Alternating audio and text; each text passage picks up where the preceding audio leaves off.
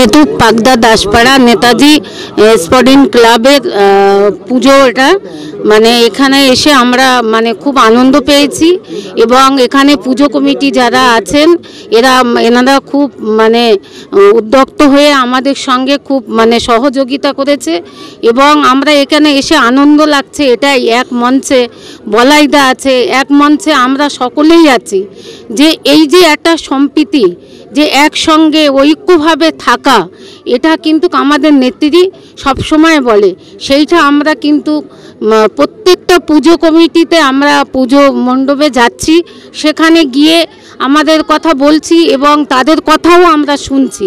এখানে আসলে অনেক অভিযোগের কথাও বলে, যে একটা রাস্তা কিংবা একটা কাজ বাকি থাকলে তারা বলে, কিন্তু আমরা শুনেও আনন্দ লাগে। আমরা চেষ্টা করব আপ্রাণ সেটা করে দেওয়ার জন্য। আমরা দেখলাম আপনি আপনার পঞ্চায়েতের অধীনে প্রত্যেক পূজা মণ্ডপে পরিক্রমা করলেন, কটা পুজো মণ্ডপ? আজকে দাঁতপুর গ্রাম পঞ্চায়েত অধীনে 6টা পুজো হচ্ছে, 6টা পুজো প্যান্ডেলে অতিক্রম করলাম। আমরা দেখলাম গতকালও আপনি প্রদীপ জ্বালিয়ে পুজো মণ্ডপ উদ্বোধন করেছেন, আজকেও তার উন্নত হলো না, কি বার্তা দিতে চাইছেন? গতকাল আমরা সর্দারাটিতে গিয়েছিলাম, তারপরে কামদুনিতে গিয়েছিলাম, তারপর খামার নপাড়া, ওখানে দুটো মণ্ডপে গিয়েছিলাম। একটাই বার্তা দিলাম, সকলেই ভালোভাবে পুজোর আনন্দ উপভোগ করুন, সকলে ভালো থাকবেন, সুস্থ থাকবেন, এই কামনা করি।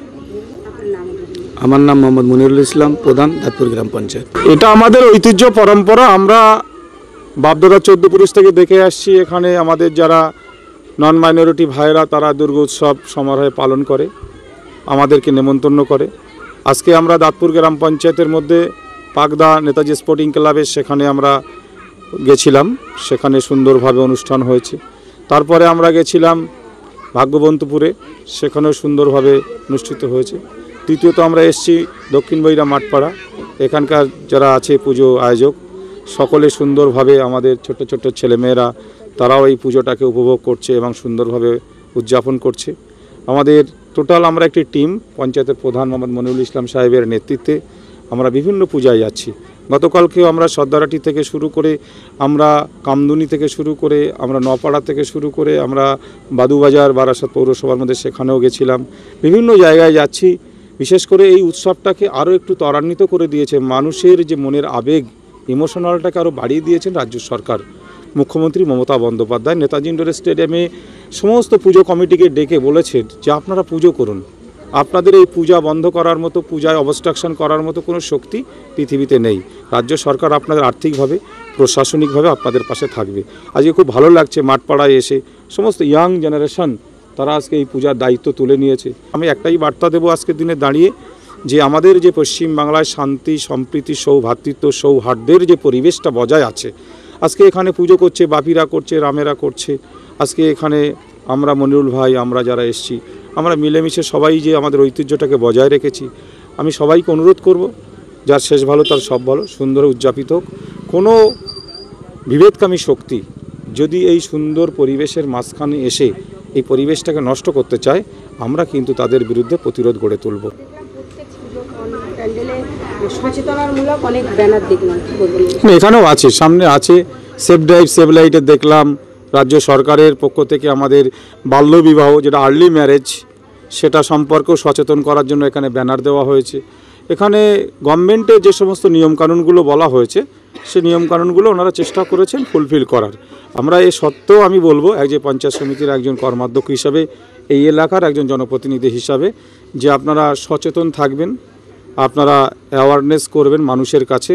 এখানে পুজোর সময় অনেক কথা বলছেন, তার ভিতরে একটু বলবেন যাতে অল্প বয়সের মেয়েদের বিয়ে না হয়, কারণ আমাদের ঘরের যারা দুর্গা, তারা অকালে অনেক দুর্গা ঝরে যায়, অকালে অনেক দুর্গা হারিয়ে যায়। সেই দুর্গাগুলোকে রক্ষা করার দায়িত্ব আমাদের থাকে, আমাদের সমাজের থাকে। অতএব এটাকে নজর দেওয়ার জন্য অনুরোধ করব। এটা আমাদের মানে সেই পারিবারিক শিক্ষা, যে আমাদের যারা গুরুজন, যারা আমাদের সিনিয়র ব্যক্তি, যারা পিতামাতা সমতুল্য মানুষ, তারা এই উৎসবে, আমরা তাদের ছেলের বয়সী, সন্তানের বয়সী। আমার এই কাকা মহাদেব বাবু একজন মানুষ, বয়স হয়েছেন। আমার ওই মাসিমা এখানে ছিল, ফুলেশ্বরী ঘোষ মহাশয়া, তাদেরকে আমরা ছোট্ট একটি ফুল দিয়ে সম্মানিত করতে পেরে আমরা ব্যক্তিগতভাবে যেমন আনন্দ পেয়েছি, তেমনি আমরা মনে করি আমাদের পরবর্তী সমাজের যারা ছোট ছোট ছেলে মেয়ে তাদেরকে এই শিক্ষাটাই আমরা দিতে চাইছি যে গুরুজন ব্যক্তিদের সম্মান করা এটা আমাদের একটা অন্যতম নৈতিক দায়িত্ব, কর্তব্য। সেটা আজকে মোবাইল নিয়ে ঘাঁটাঘাঁটি করছে সবাই, আজকে একটু অন্য ধরনের হয়ে যাচ্ছে সমাজ ব্যবস্থা, সেটাকে আজকে এই পূজা মণ্ডপেও আমরা সেটা ফিরিয়ে আনার চেষ্টা করছি। আমার ছোট্ট ছোট্ট ছেলে মেয়েদেরকে এটাই শেখাতে চাইছি যে শুধু আমরা সম্মানিত হলে হবে না, আমার যারা গুরুজন ব্যক্তি তাদেরকে সম্মান দিলে, তাদের আশীর্বাদ, তাদের যে সেটা আমাদের অনেক জীবনে কাজে লাগবে। সম্মান করতে শেখানোর একটা মেসেজ আমরা আমাদের প্রতীকী মহাদেববাবু ফুলেশ্বর মাসিমাকে সম্মানিত করতে পেরে এটাই বলতে চেয়েছি।